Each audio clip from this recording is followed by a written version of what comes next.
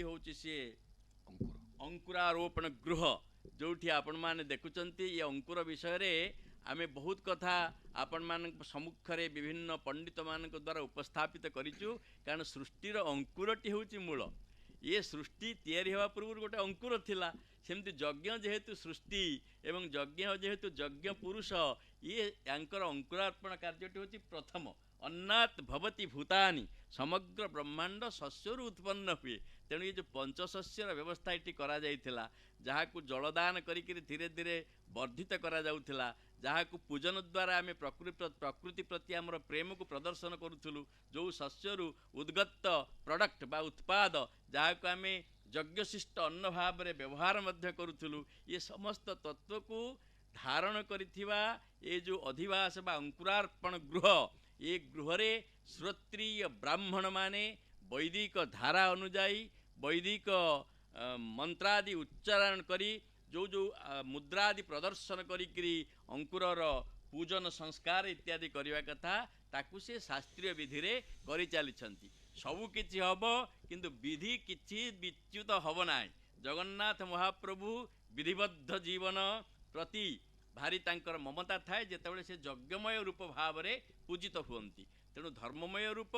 यज्ञमय रूप ये वर्तमान यज्ञमय रूप से शस्य को सेमाने संग्रह करिकरी आणुछंती आमे किंचित सूचना से विषय रे आपण मानक दबा को शस्य तार उत्पादन केमिति हेछि ताकू डॉक्टर कृष्ण केशव षडंगी महोदय आपण आगे सूचना प्रदान करिवे। जय जगन्नाथ। आपण माने लक्ष्य करूछंती यज्ञ कर्मर त्रिपंच सप्त दिवसाद प्रागेव कर्मणाम तृतीय पंचम सप्त दिवस यज्ञर प्रागरे पूर्वर जो अंकुरारोपण कार्य होते अंकुर पूजा होते आज से अंकुर मानू जो माने अंकुर उद्गत होती आपण देखुंत जो पांचटी मुह अच्छी से हूँ पंचमुखी जोटी डेंगा डेंगा उच्चा उच्चा जो चषक भली होती से हूँ पालिका एवं आर आर जोटी छोटिया अच्छी से हूँ शराब पालिका शराब एवं पंचमुखी पात्र रे से जो अंकुर उद्गत होती ताहा यज्ञशालार चतुष्पार्श्वरे से ताको संस्थापित करिवे। आपण लक्ष्य करूछंती आज से अंकुर उठिले एवं से यज्ञशाला रे ही तार चतुष्पार्श्वरे संस्थापित हेबे। यह एक प्रमुख कार्य। आपण देखंतु यार जोड़िए दिगंत अच्छी गोटे है आध्यात्मिक दिगंत गोटे है उपादेयता बा विज्ञान सम्मत दिगंत। विज्ञान सम्मत दिगंतरे आपण देखुंत जो शस्य आपण देखंतु ये जो पांचटी मुह होती जो पात्रटी से हूँ पंचमुखी आरटी जोटी धरिछंती आमर राजगुरु महोदय सेठी हला शराब एवं जोटी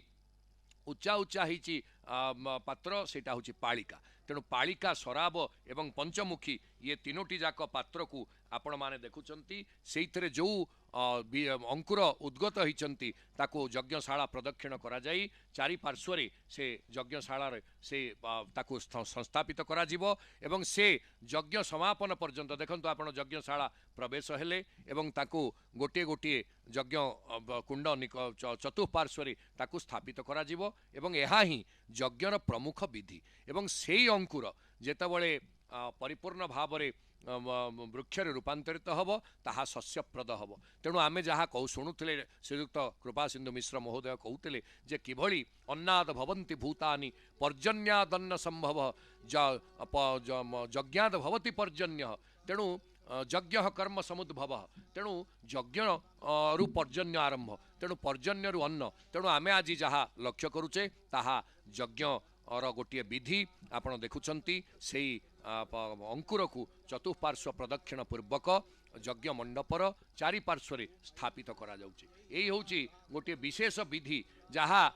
त्रिपंच सप्त दिवसाद प्रागेव यज्ञ कर्मण ये जो यज्ञ कर्मर प्राक रु जो अंकुरारोपण होता आज तार पूर्णता होगला एवं वर्तमान यज्ञ कार्य तापरे अग्नि संस्कार पंच देवतांकर उपासना परे अग्नि संस्कार होई पुणी जमती यज्ञ कार्य आज बढ़िया कथा ता बढ़िबे। तेणु आमे लक्ष्य करुचे जे सेई अंकुर स्थापन प्रत्न यज्ञशालार चतुष्पार्श्वरे करागलेणी से पात्र गुड़ी को सेमती संस्थापित करागलेणी एवं तापरे श्रोत्रिय ब्राह्मण माने କଳସ ଯେଉଁ ସ୍ଥାପିତ ହୋଇଛନ୍ତି ମୁଖ୍ୟ ଯଜ୍ଞ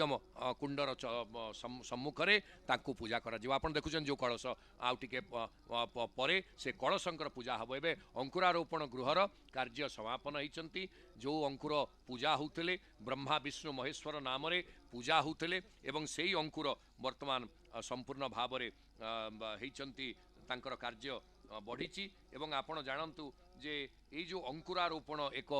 ବୈଜ୍ଞାନିକ ଏବଂ ଆଧ୍ୟାତ୍ମିକ ବା ଧାର୍ମିକ କାର୍ଯ୍ୟ ଭିତରେ ଗଣିତ ଏବଂ ଆମେ ଲକ୍ଷ୍ୟ କରୁଛେ ଯେ ସେଇ ଅଙ୍କୁର ସ୍ଥାପିତ ହେବା ପରେ ବର୍ତ୍ତମାନ ରାଜଗୁରୁ ବା ଯିଏ ଆମର ପ୍ରଧାନ ଆଚାର୍ଯ୍ୟ ମହୋଦୟ ବର୍ତ୍ତମାନ କଳସ ପୂଜା ଇତ୍ୟାଦି ବଢ଼େଇବେ ଏବଂ କଳସ ପୂଜା ବଢ଼େଇଲା ପରେ ପୁଣି ଯଥାରୀତି ଯଜ୍ଞାନୁଷ୍ଠାନ ଅନୁଷ୍ଠିତ ହେବେ। ଆମେ କାଲି ଆପଣଙ୍କୁ ସୂଚନା ଦେଇଛୁ ଯେ କାଲି ଅଗ୍ନି ସଂସ୍କାର ମନ୍ତ୍ରରେ ବହୁ ଆହୁତି ବଢ଼ିଗଲା ପରେ ଉଗ୍ରବୀର ମନ୍ତ୍ର ଯାହାକୁ ଆମେ ନୃସିଂହ ମନ୍ତ୍ର କହୁଛେ ସେଥିରେ ଆହୁତି ଦିଆହେଇଛି।